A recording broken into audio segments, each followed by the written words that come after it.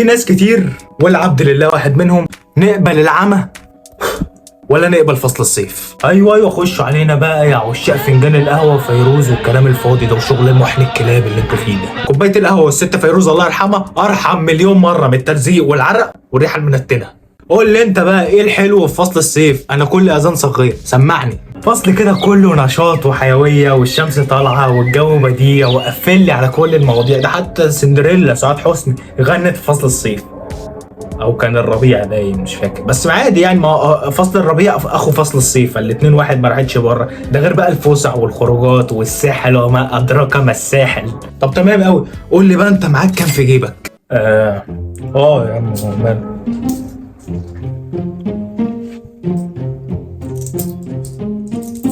1 2 3 4 وربع، في 25 قرش اهو. يبقى تحطها في تي هوب ايه.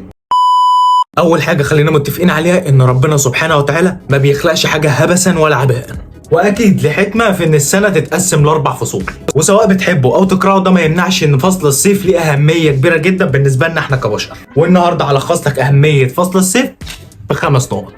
اول نقطه، الحصول على فيتامين A B C D. جسم الانسان بيحتاج لمجموعه من الفيتامينات، وده عشان يقوم بالعمليات الحيويه بتاعته واستمرار بقائه بصحه كويسه. ومعظم بقى الفيتامينات دي تقدر تاخدها وتقتبسها من الاكل، وبالتحديد من الخضار والفاكهه. الا فيتامين واحد مش هتقدر تاخده لا من خضار ولا من فاكهه ولا حتى من لحوم، لانه ما بيتاخدش غير من الشمس، وهو فيتامين دي اللي ليه فوائد كبيره جدا بالنسبه لنا احنا كبني ادمين لا تعد ولا تحصى. ورقه وقلم وعد معايا يا ست الكل. بيمنع ويبطئ من عمليه تقدم العمر وتاثيرها على وشك. حتى لو مسكت اي كريم من كريمات العنايه بالبشره وجيت تقرا الحاجات اللي متكون منها الكريم، هتلاقيه مكتوب ان هو يحتوي على فيتامين دي، بغض النظر ان كل ده زرط ومفيش منه الكلام ده. ده غير انه بيقوي المناعه وبيساعد من الحمايه من الالتهابات وبيقوي العظام.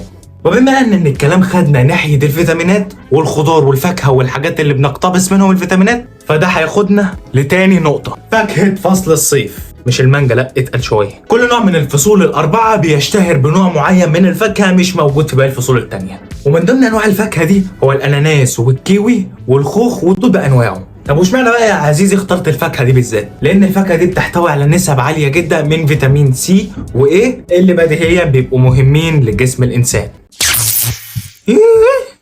كهرباء قطعت، جو حر قوي والواحد عرقان. دي النقطه الثالثه. على قد ما عمليه العرق عمليه سخيفه جدا وقرفانه في عشتنا ومبوظاتنا اوتفيتاتنا، لان عمليه التعرق دي مفيده جدا لجسم الانسان، وده لانها بتجدد الدوره الدمويه. بالاضافه ان عمليه التعرق دي بتنظف خلايا الجلد، سواء من الدهون اللي الجسم اصلا بينتجها او من الاتربه والشوائب والفيروسات اللي بتفضل متراكمه جوه خلايا الجلد، ومن العرق والتلزيق للطراوه والنعنشه.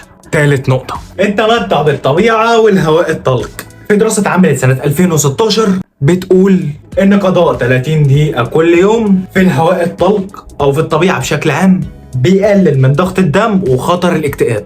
طبعا الكلام ده بما اننا عايشين في الدنيا الجدع يقولوا هو منين يا عم واتك على الشاشة، عشان كده في رجولة وجدعنة وفي كل حب يا عم.